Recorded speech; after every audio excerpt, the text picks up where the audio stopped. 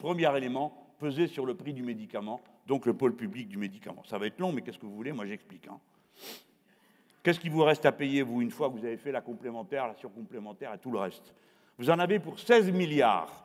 Il faut donc que je trouve 16 milliards, sans compter la baisse du prix du médicament, pour amener à 100% payé par la sécurité sociale. Comment je m'y prends? Premièrement, nous supprimons les dépassements d'honoraires chez les médecins. 8 milliards d'euros.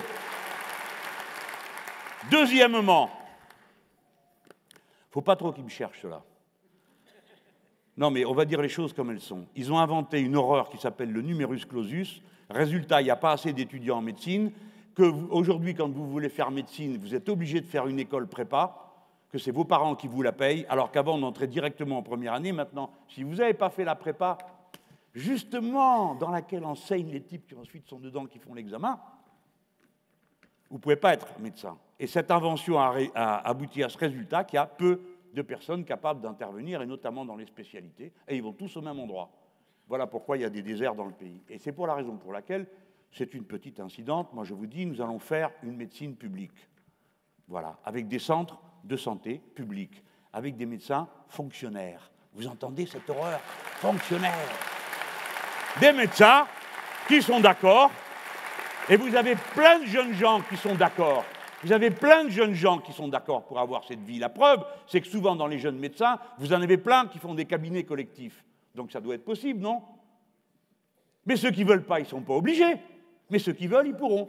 Et à ce moment-là, on aura à nouveau un maillage du territoire qui fait qu'on pourra prendre les maladies à temps, soigner les gens à temps, avec des toubis qui ne font pas une consultation par quart d'heure, et où tout le monde passe là-dedans.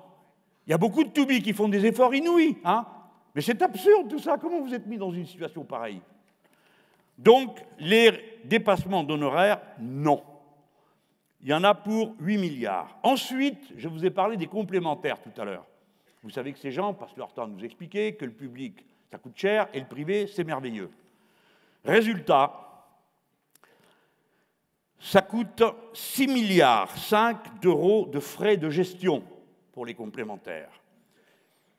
6 milliards 5. C'est-à-dire que quand c'est la Sécu, ça coûte 8% de frais de gestion.